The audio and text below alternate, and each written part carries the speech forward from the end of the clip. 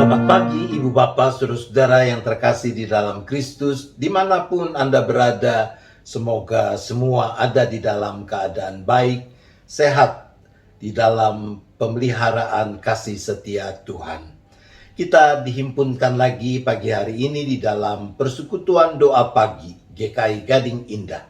Mari kita mengawali dengan bersama-sama menyanyikan sebuah pujian yang berjudul Terpujilah Allah, NKB nomor 3. Kita nyanyikan bersama anak-anak terkasih dari Sound of Gading Indah.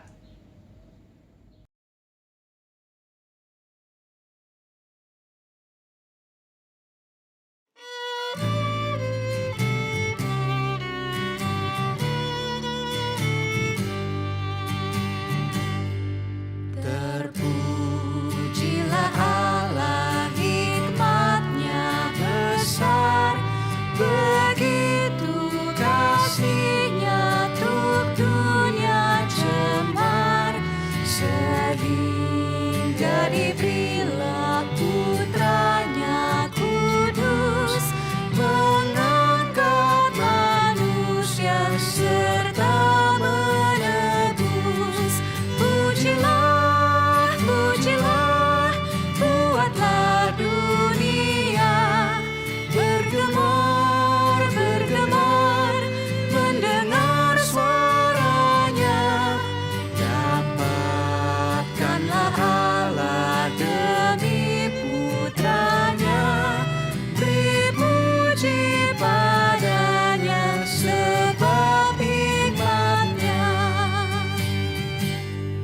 Dan darah anak-Nya lah yang menebus mereka yang yakin dan janji kudus.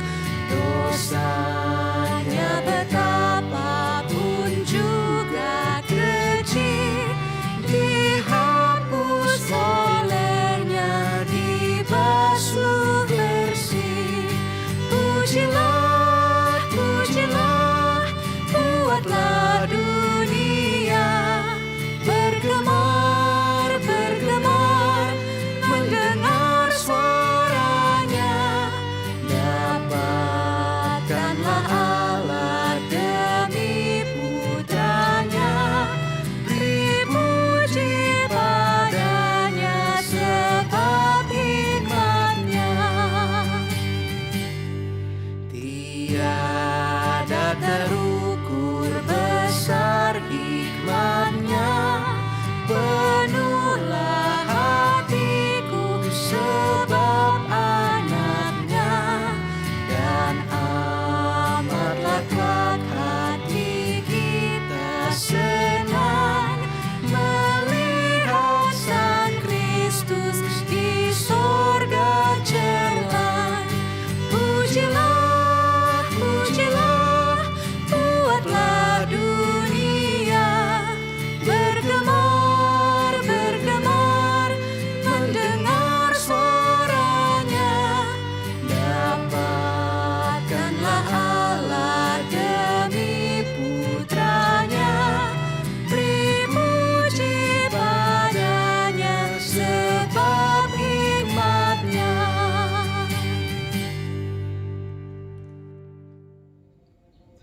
Mari kita berdoa. Bapa di sorga, kami sungguh bersyukur untuk kasih setia dan pemeliharaan yang telah Tuhan nyatakan dalam kehidupan kami, khususnya ketika kami beristirahat sepanjang malam yang telah kami lewati, dan pagi ini kami boleh bangun dalam keadaan baik. Bahkan saat ini kami boleh dihimpunkan lagi di dalam persekutuan doa pagi. Ya Bapa, Engkau Allah yang maha hadir. Oleh karena itu, dimanapun kami ada, Engkau ada bersama dengan kami. Bahkan kasih-Mu yang mempersatukan kami, yang terpisah oleh ruang dan jarak satu dengan yang lain ini. Kami bersama-sama berhimpun pagi hari ini untuk menaikkan puji-pujian, untuk mendengarkan firman-Mu, dan untuk menaikkan doa-doa kami. Ya Bapa, hadirlah bersama dengan kami, sehingga di dalam dan melalui persekutuan doa pagi saat ini, kami boleh mengalami perjumpaan dengan Tuhan yang hidup dan yang menghidupkan kami. Terima kasih ya Bapa, kami serahkan persekutuan doa pagi saat ini hanya ke dalam tangan penyertaan-Mu.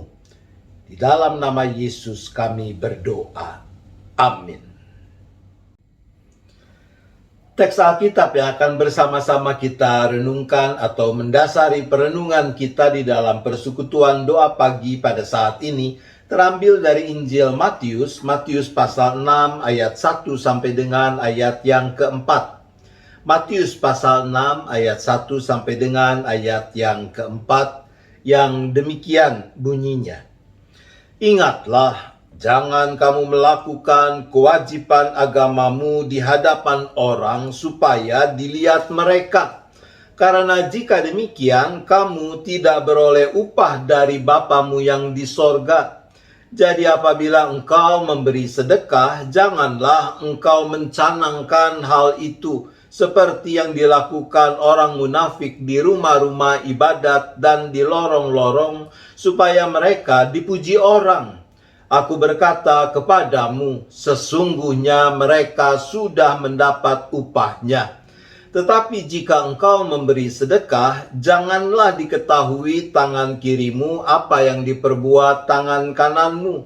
Hendaklah sedekahmu itu diberikan dengan tersembunyi, maka Bapamu yang melihat yang tersembunyi akan membalasnya kepadamu.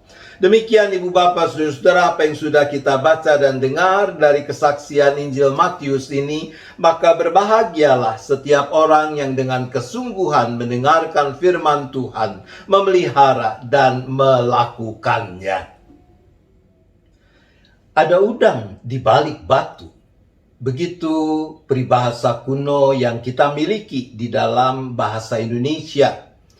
Ketika saya masih remaja, kami bosan dengan ungkapan itu, lalu kami mengungkapkannya dengan cara lain, yaitu ada bakso di balik bakmi.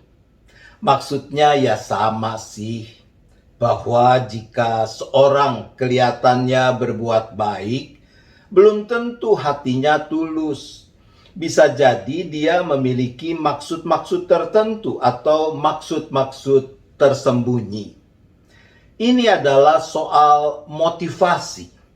Apa yang menggerakkan seseorang untuk melakukan sesuatu, termasuk perbuatan yang pada dirinya sendiri termasuk kategori perbuatan baik. Dalam kenyataan bisa terjadi bahwa dua orang melakukan perbuatan baik yang sama, tapi motivasinya berbeda. Katakanlah dalam hal menolong orang miskin. Si A menolong orang miskin karena dia ingin populer, demi pencitraan diri untuk menimbulkan persepsi positif dari pihak lain, supaya orang menilai si A ini sebagai orang baik dan yang sejenisnya. Pencitraan ini diperlukan mungkin karena si A sedang berproses untuk mendapatkan jabatan tertentu. Sementara si B melakukan perbuatan baik yang sama, menolong orang miskin. Tapi si B tidak gembar-gembor tentang apa yang dilakukannya. Dia melakukannya secara diam-diam, tidak ingin diketahui orang lain. Si B melakukan itu karena dia pernah mengalami kondisi kemiskinan yang serupa. Dan dia tahu bahwa orang dalam kondisi seperti itu sungguh membutuhkan pertolongan. Jadi perbuatan baik yang dilakukan si B lebih karena dorongan rasa kemanusiaan. Tentu kita bisa segera mengatakan bahwa motivasi yang mendorong si A dan si B melakukan perbuatan baik yang sama itu berbeda. Dan buat saya cukup jelas bahwa motivasi si B lebih bisa dipertanggungjawabkan.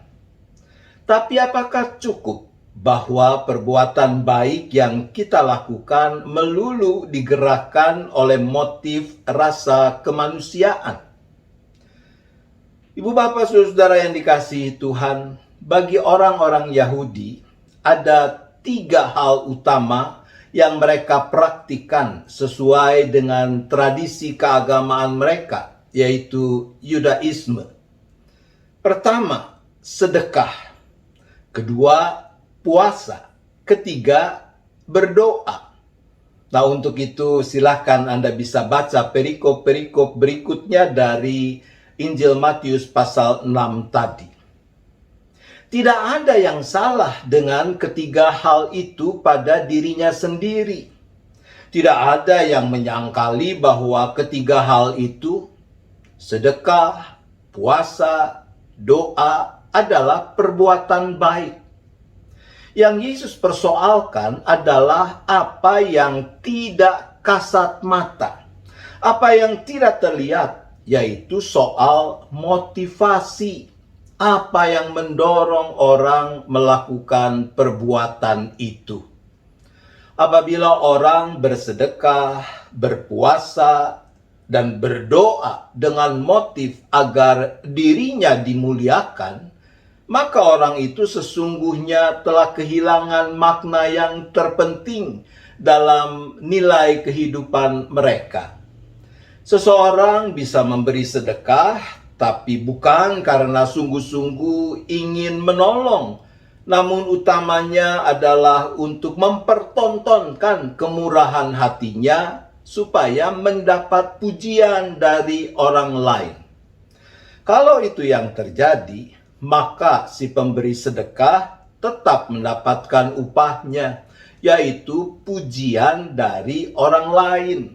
Namun, ya cuma itu upah yang ia dapatkan dan bukan upah dari Bapa di sorga.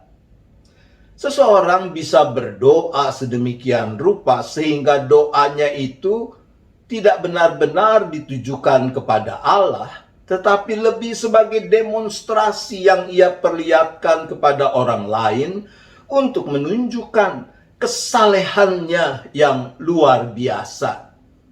Kalau itu yang terjadi, maka si pendoa tetap mendapatkan upahnya, yaitu pujian dan kekaguman dari pihak lain. Namun, ya cuma itu upah yang ia dapatkan, dan bukan upah dari Bapa di sorga. Seseorang bisa juga berpuasa, namun bukan demi kebaikan jiwanya.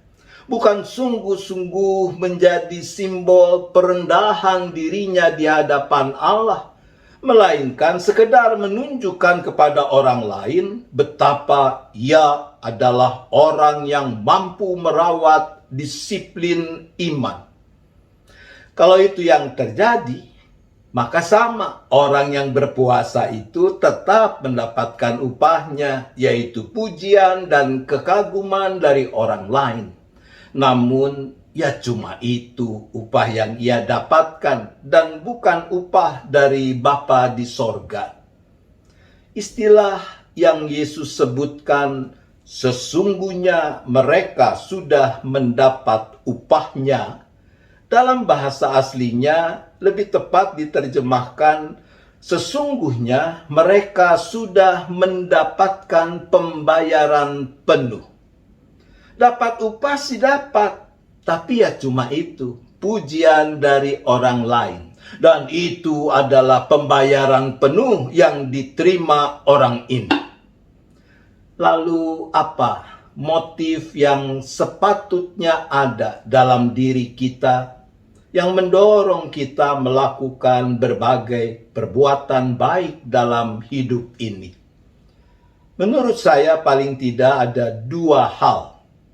Yang pertama adalah apa yang dicatat di dalam Matius pasal 5 ayat 16. Yesus mengatakan, demikianlah hendaknya terangmu bercahaya di depan orang, supaya mereka melihat perbuatanmu yang baik dan memuliakan Bapamu yang di sorga. bahwa motif perbuatan baik yang kita lakukan adalah agar orang memuliakan Allah. Bukan demi kemuliaan kita yang menjadi motif, melainkan demi kemuliaan Allah. Yang kedua, motif perbuatan baik yang kita lakukan selaku para pengikut Kristus sebagai anak-anak Tuhan mestinya juga bukan untuk mendapatkan sesuatu lagi dari Allah, melainkan sebagai wujud syukur, wujud ungkapan syukur kita terhadap segala anugerah yang Tuhan Allah Bapa kita telah limpahkan kepada kita di dalam Yesus Kristus dan persekutuan Roh Kudus. Yang puncaknya, utamanya adalah anugerah keselamatan yang sudah kita terima. Ketika kita menyadari betapa luar biasa dan besarnya anugerah Allah, sehingga kita, manusia celaka yang seharusnya binasa, beroleh hidup, bukankah hati kita mestinya meluap dengan syukur? Luapan syukur yang kemudian mendorong kita untuk melakukan perbuatan baik agar nama Allah Bapa kita di dalam Yesus Kristus makin dimuliakan. Motivasi rasa kemanusiaan dalam melakukan perbuatan baik oke sih. Tapi bagi anak-anak Tuhan belumlah cukup.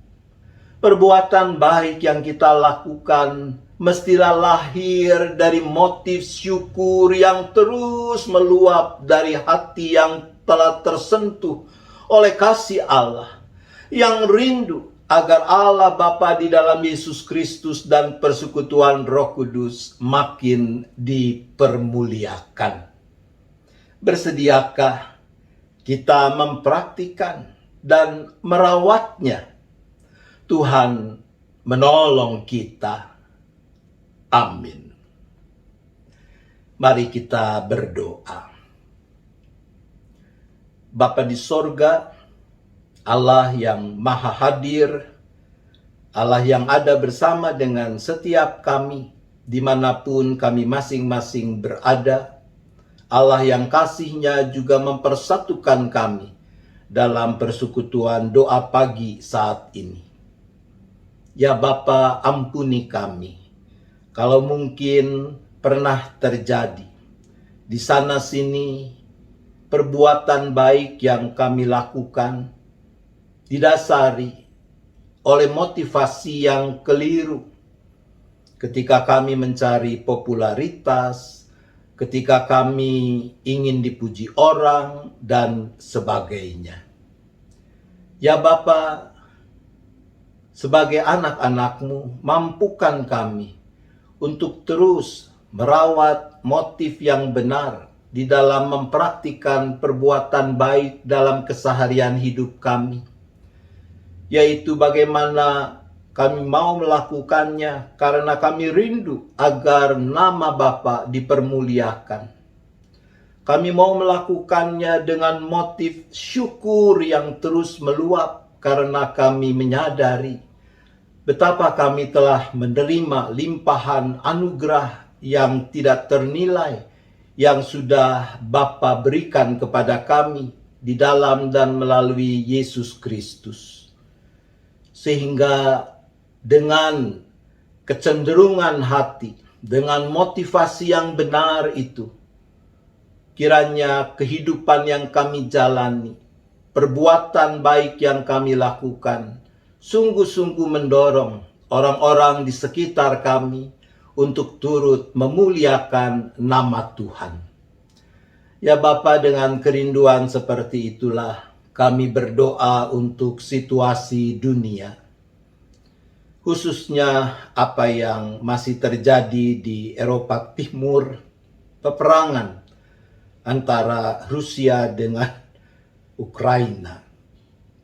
Kami sungguh merasa prihatin dengan begitu banyak korban yang telah berjatuhan, khususnya penduduk sipil yang tidak bersalah. Jutaan penduduk Ukraina yang harus meninggalkan tempat tinggal mereka di tengah ancaman bahaya dampak peperangan itu. Dengan susah payah mereka harus mengungsi ke negara-negara tetangga. Kami tahu kami tidak perlu mengingat-ingatkan Tuhan supaya Tuhan ingat pada mereka. Sebab kami yakin Tuhan bukan cuma ingat, Tuhan ada bersama mereka. Tapi yang Tuhan inginkan adalah agar kami bersama dengan bangsa-bangsa lain, bersama dengan negara-negara lain yang tidak mengalami kondisi seperti yang dialami oleh para pengungsi, yang kebanyakan adalah kaum perempuan, orang tua, dan anak-anak. Mereka boleh mendapatkan pertolongan Tuhan melalui perbuatan baik yang tulus yang dilakukan oleh orang-orang di sekeliling mereka. Kami bersyukur ada banyak orang secara pribadi yang mau mengulurkan tangan. Ada banyak lembaga yang juga melakukan pertolongan. Ada banyak negara yang juga memberikan bantuan. Biarlah ketulusan hati dari mereka semua boleh terus terpelihara. Bapak juga yang turut campur tangan dalam upaya penyelesaian secara damai konflik yang terjadi antara Rusia dengan Ukraina ini, sehingga boleh ditemukan jalan keluar yang tidak perlu lagi memakan lebih banyak korban. Ya Bapa, kami juga tentu berdoa bagi bangsa dan negara kami. Kami bersyukur untuk hikmat yang Tuhan berikan kepada para pemimpin di negeri kami, khususnya Bapak Presiden sebagai kepala negara yang memampukan bangsa ini untuk setapak demi setapak mengatasi pandemi COVID dengan segala dampaknya. Ketika ada perubahan-perubahan yang makin menggembirakan dalam penanganan pandemi ini, kami percaya itu juga adalah berkat Tuhan. Maka kiranya Tuhan, Engkau juga yang terus berkenan untuk campur tangan. Tuhan yang memperlengkapi para pemimpin di negeri ini untuk bisa menetapkan kebijakan-kebijakan yang benar, serta memberlakukannya juga dengan cara yang benar, sehingga bangsa ini dimampukan untuk bisa mengatasi pandemi yang merusak kehidupan ini. Dan kami boleh bersatu padu di tengah segala keragaman, perbedaan yang ada satu dengan yang lain, untuk bersama-sama terus bangkit melawan pandemi yang mengganggu, yang merongrong kehidupan ini. Ya Bapa, kami juga berdoa bagi gerejamu yang Tuhan hadirkan di mana-mana tempat untuk menjadi pewujudan dari kasih Allah kepada dunia ini. Tuhan tolong agar gerejamu termasuk jemaat GKI Gading Indah boleh makin tekun, makin setia melakukan misi yang Tuhan percayakan untuk menjadi mitra Allah dalam menghadirkan keselamatan di dunia ini. Ya Bapa, kami berdoa untuk kegiatan-kegiatan gereja, khususnya dalam rangkaian masa Raya Paskah.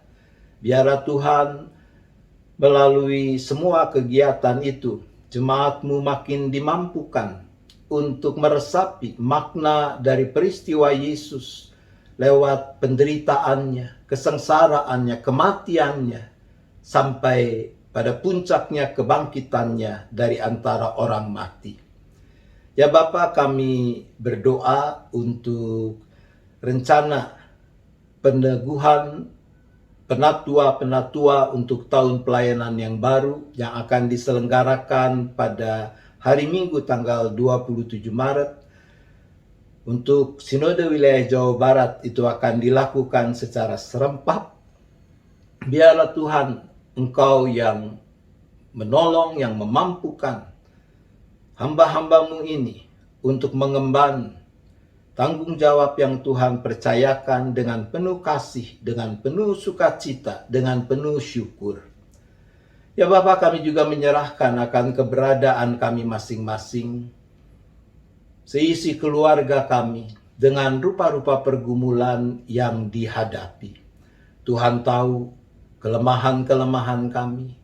Tuhan tahu keterbatasan-keterbatasan kami untuk mengatasi pergumulan-pergumulan yang masing-masing kami hadapi. Mampukan kami untuk terus menggenggam erat tangan kasih Tuhan yang senantiasa terulur menopang kami, agar kami boleh mendapatkan pertolongan dan jalan keluar yang Tuhan sediakan tepat pada waktunya. Terima kasih ya Bapa, kami bersyafaat hanya di dalam nama Tuhan Yesus Kristus. Amin. Mari Ibu Bapak Saudara kita menyanyikan lagu penutup, sebuah ungkapan tentang kesungguhan kita untuk hidup dalam ketulusan. Kau mengenal hatiku. Kita menyanyikan bersama dengan saudara kita Megia Ros dari GKBI Kuala Lumpur.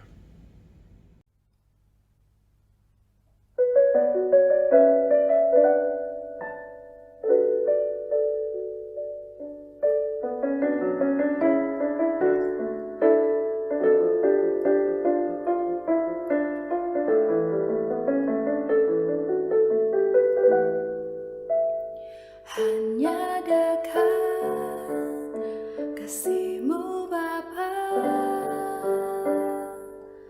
jiwaku pun tentram.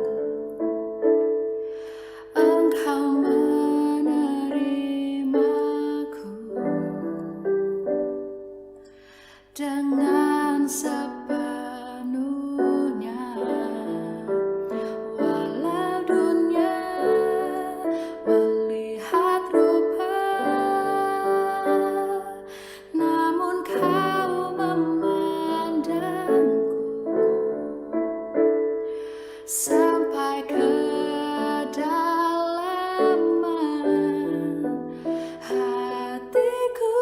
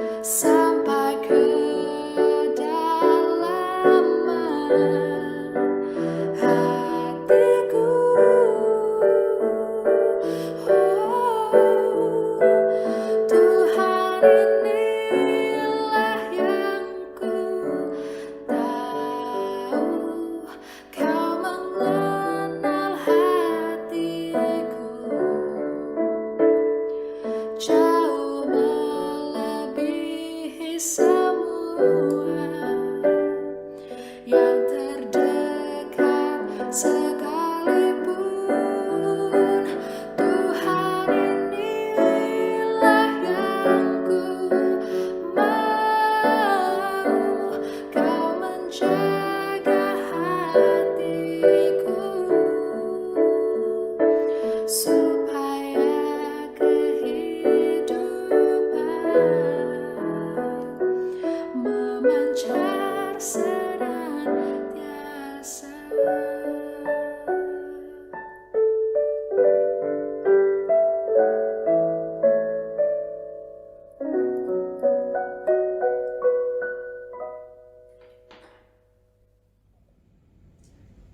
Demikian persekutuan kita di dalam persekutuan doa pagi pada saat ini.